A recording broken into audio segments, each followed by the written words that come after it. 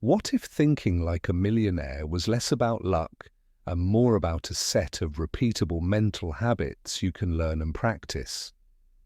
This concise audio hook pulls the core of building a millionaire mindset into a clear playbook. Sharpen decision rules, daily rituals that compound wealth, and cognitive shifts that turn risk into opportunity. No fluff, only actionable moves you can use today to stop reacting and start building predictable financial momentum. Chapter 1. Mindset Foundations. What separates small wins from sustained wealth is not just a trick or a lucky break. It is a consistent mental architecture that millions fail to build because they confuse desire with design. The first move is to turn vague ambition into a measurable compass that guides daily choices. Begin with one clear financial objective expressed as a monthly cash target and a 3-year horizon.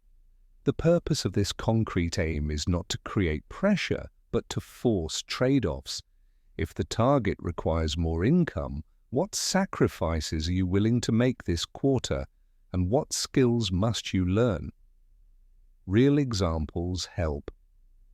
A teacher who decided she wanted an extra $1,500 a month built a micro plan: create a compact online course, sell 10 seats per month at a modest price, and spend 2 hours daily on course creation until the funnel functioned.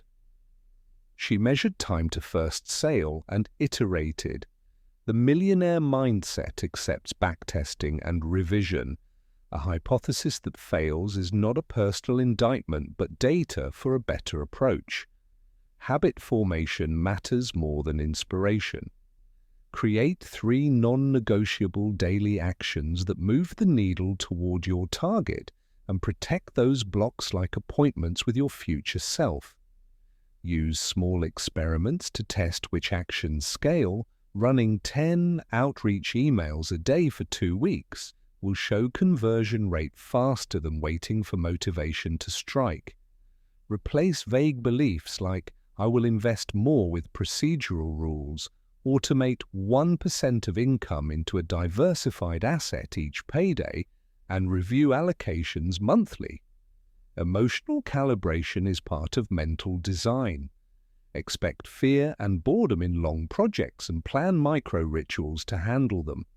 A brief celebration for incremental wins, a ritualized review for setbacks, and a short physical reset to preserve energy.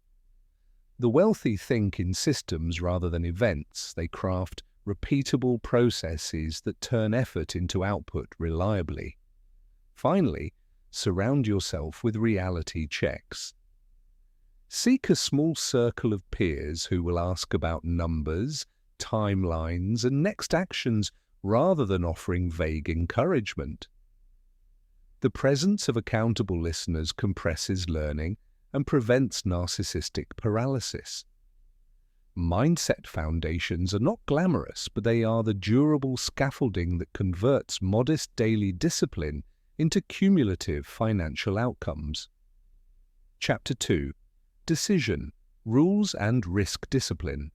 Decisions under uncertainty break most people because they lack rules that convert fuzzy judgment into repeatable responses.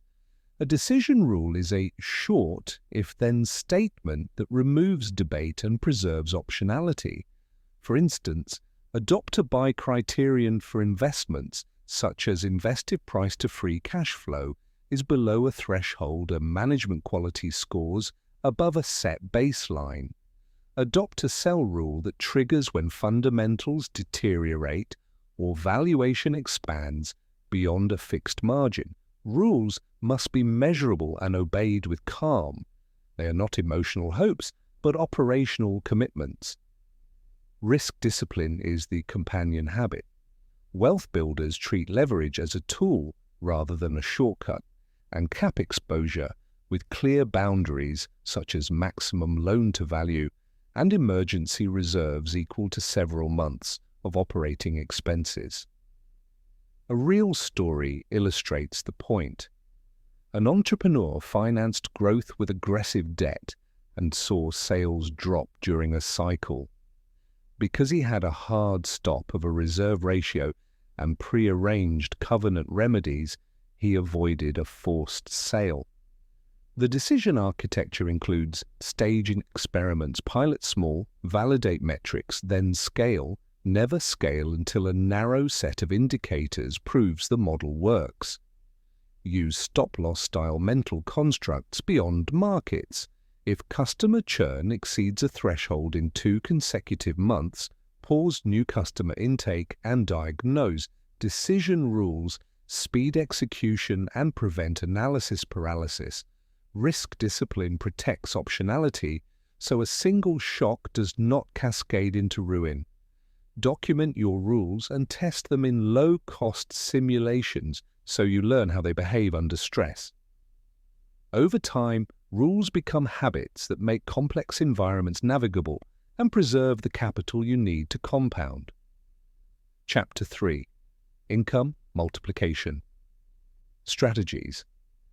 Creating perpetual income requires thinking like an architect who designs revenue paths rather than like a worker trading time for money. Identify the highest leverage skills you possess and map 3 clear monetization paths for each skill: direct, delivery, productization, and partnership licensing. For example, a consultant can charge hourly, create a standardized toolkit sold as a digital product, or license the methodology to firms on an annual basis. The multiplication magic comes from layering these paths, so active income funds product development that converts into passive or semi-passive flows. Practical sequencing matters.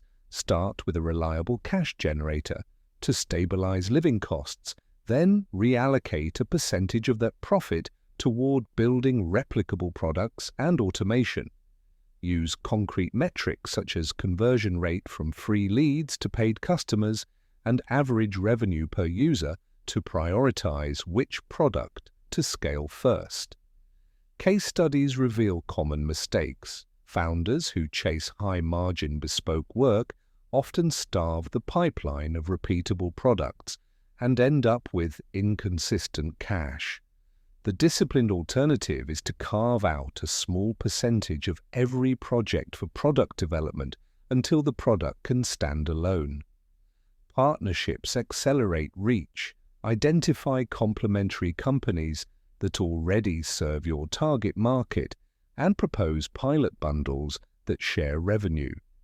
Track unit economics closely so you know which channels truly multiply income and which burn capital. Remember that scaling is not purely about acquisition. Retention and value extraction convert one-time buyers into lifetime revenue. Build retention rituals, upsell ladders, and service anchors that make customers stick and pay more over time. The mindset here prioritizes leverage, diversification of income mechanisms, and disciplined reinvestment to amplify returns. Chapter 4. Asset Selection and Time Horizons. Selecting assets that compound requires a balance between expected return and the time you can afford to wait. Short horizons favor liquidity and lower volatility instruments, while long horizons can absorb illiquidity premium and active business building. Map each asset decision to an intended time horizon and explicitly budget risk accordingly. For developed equity positions with 10-year horizons, accept temporary market noise for asymmetric returns. For near-term needs favor reliable cash flows, such as short-term bonds or stable rental income. When evaluating private opportunities, apply simple scenario analysis, best case, base case, and stress case with probabilities and capital allocation rules attached. Avoid hero risk, where a single big bet consumes too much of your portfolio. Instead, create a ladder of exposures that reflect diverse sources of return. The selection process must include non-financial variables such as operational complexity, legal friction, and manager quality. For real assets such as property, evaluate market structural demand, regulatory risk, and maintenance burden. For intellectual assets such as course content, evaluate content shelf life, distribution channels, and update costs. Time horizon discipline prevents premature selling and enables compounding. It also requires psychological framing. Commit to a plan and use interim metrics to reassure yourself that progress exists, even if price is volatile. Finally, maintain a small allocation to optionality where you preserve capital to pounce on mispriced opportunities. Liquidity matters because the best returns often require capital when others lack it. Chapter 5. Systems for consistent execution.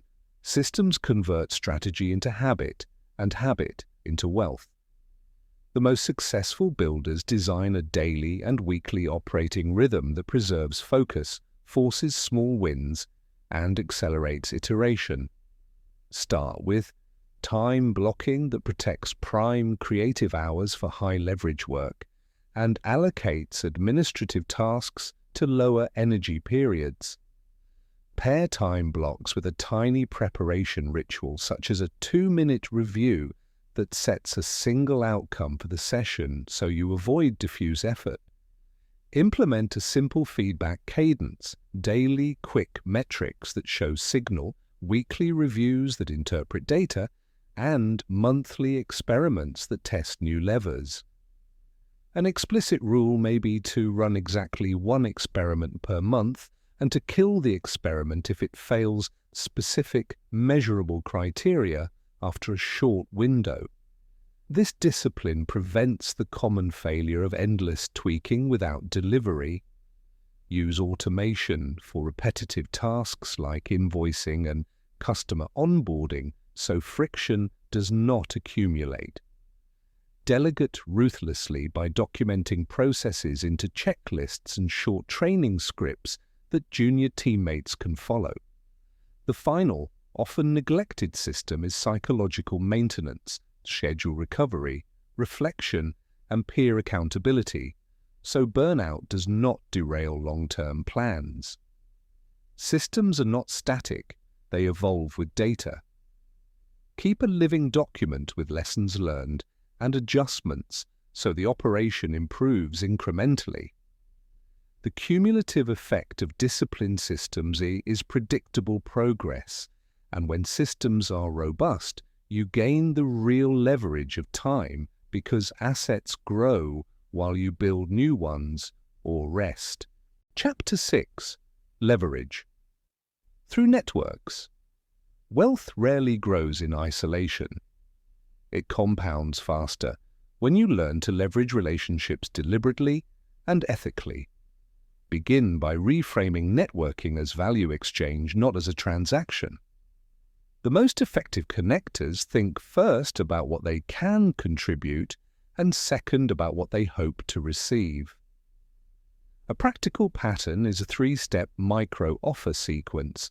Identify a small, specific thing you can do for someone in their world, deliver it quickly, and follow up with a brief update that demonstrates impact.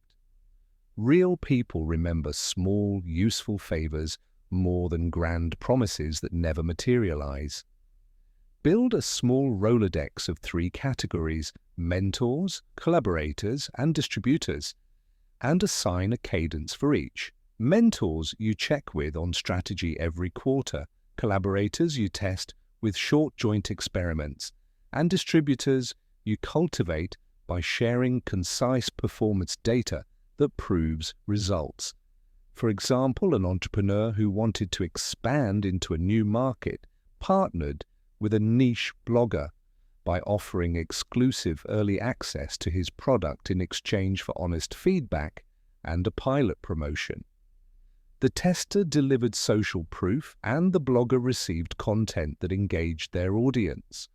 Over 3 months, that micro-experiment produced repeatable conversion numbers and scaled by adding 2 similar bloggers with the same tight offer. Leverage is not about consuming favors, it is about designing structured, repeatable partnerships where incentives are clear and measurement is built in. Use a simple partnership rubric score potential partners by reach, relevance, and reliability, and avoid chasing vanity metrics. Maintain a small partnership playbook that includes a one-page brief, expected timelines, revenue share mechanics, and exit rules. This prevents confusion and preserves relationships when outcomes differ from expectations.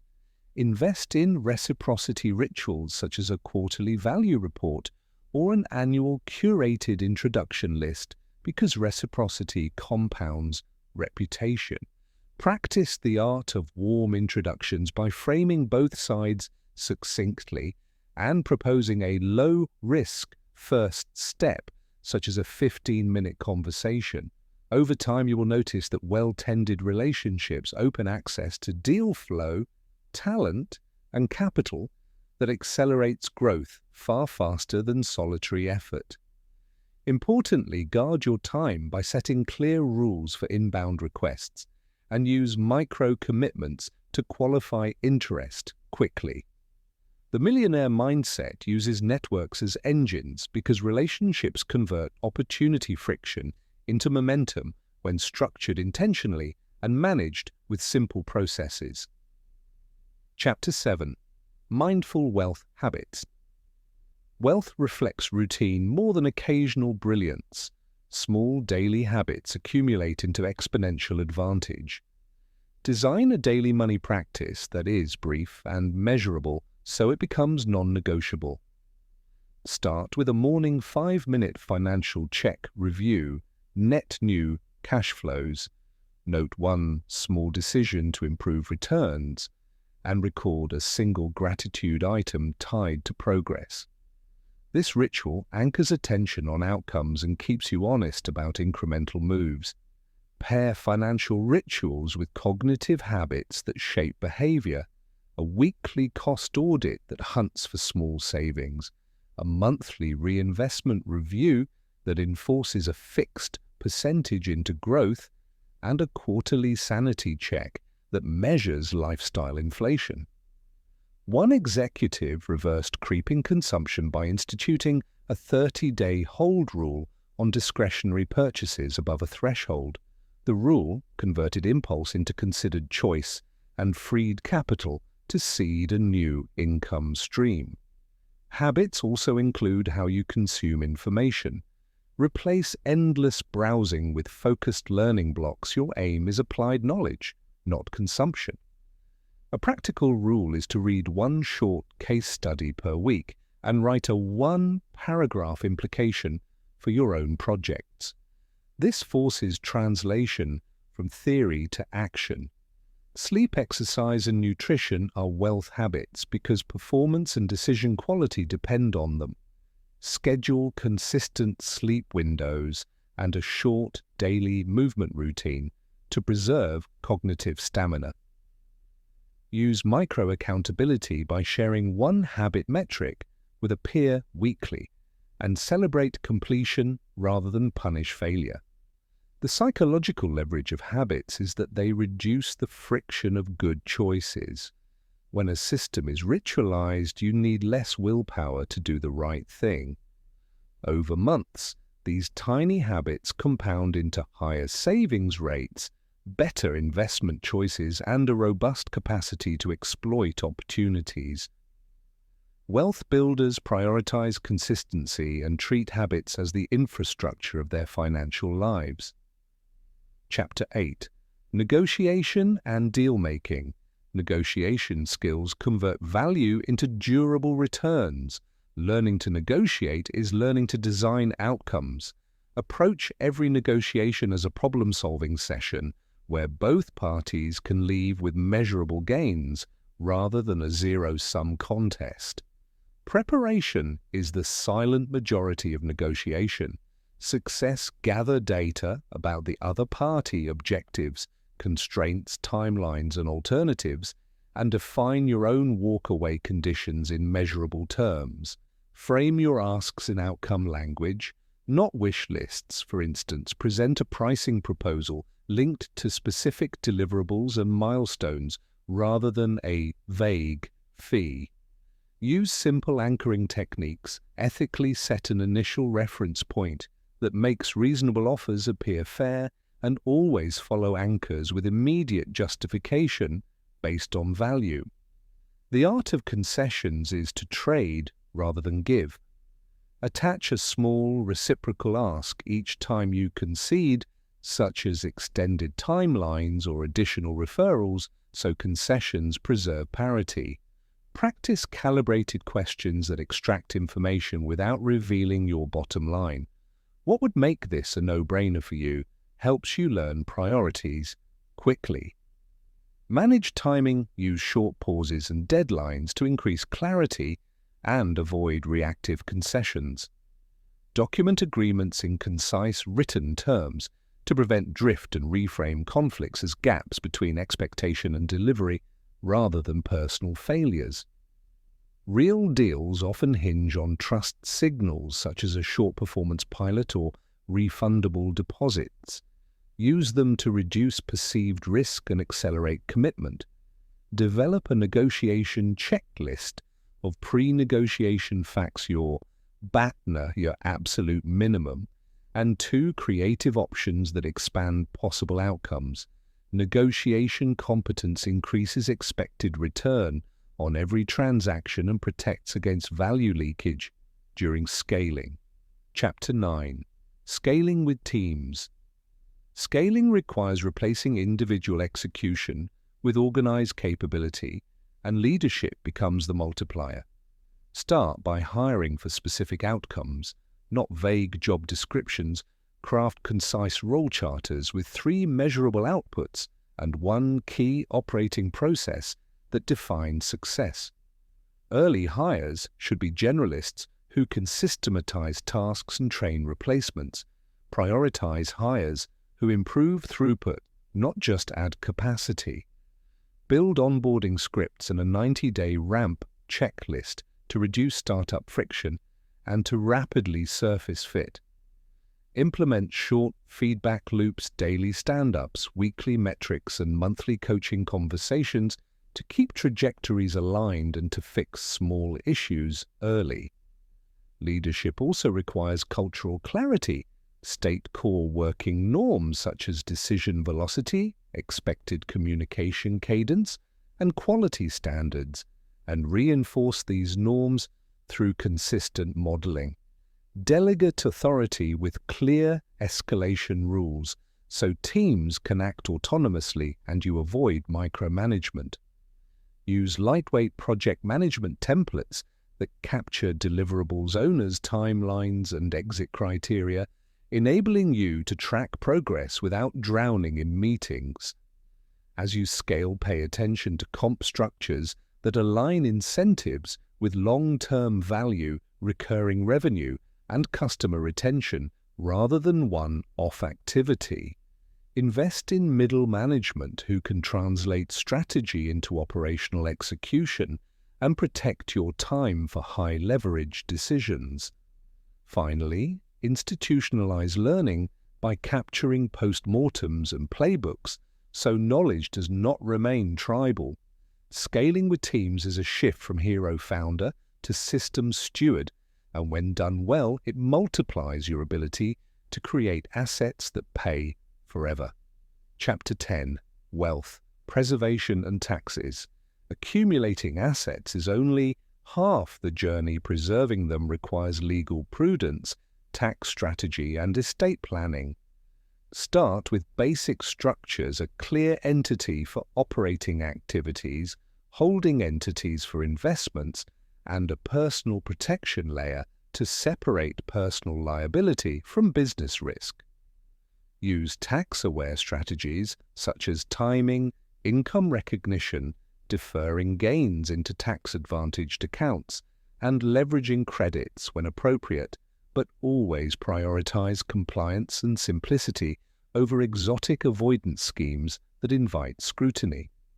Insurance is part of preservation, not a cost. Adequate coverage for liability, property, and key person risk prevents catastrophic drain on capital. Create a simple succession map document who will manage assets, who has access, and what legal instruments will affect transfer, and test the map with a trusted advisor. For taxes, maintain tidy records and run annual strategy sessions to adjust to changes in law and in your financial picture. Consider charitable vehicles that align legacy goals with tax-efficient giving and use trusts to shield generational wealth when appropriate. Preservation also involves psychological guards. Avoid overt leverage that can amplify losses and maintain a liquidity buffer to ride through cycles without forced sales. Periodically rebalance portfolios and harvest losses strategically to improve after-tax returns. Conclusion: from mindset to millions. Building a millionaire mindset is practical, not mystical. It is a discipline of small, consistent choices, measured systems, and relentless learning.